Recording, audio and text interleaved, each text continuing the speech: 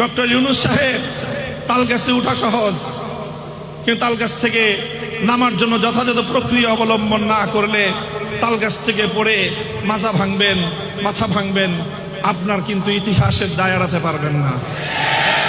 দায়িত্ব যখন গ্রহণ করেছেন, বাংলাদেশে স্পষ্ট নির্বাচনের লেভেল প্লেইং ফিল্ড তৈরি করে এদেশের গণমানুষের আস্থার নির্বাচন উপহার দেওয়া ছাড়া আপনার মুক্তির কোনো উপায় নাই।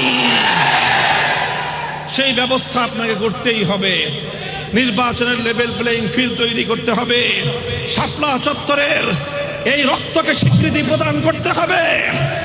2009 সালের বিডিআর বিদ্রোহে 57 জন দেশপ্রেমিক সেনা কর্মকর্তার এই দেশ বিরোধী আন্তর্জাতিক আধিপত্যবাদী বাংলাদেশ বিরোধী শক্তির এই বাংলাদেশ বিরোধী ষড়যন্ত্রকে জুলাই ঘোষণার মধ্যে স্থান দিতে হবে।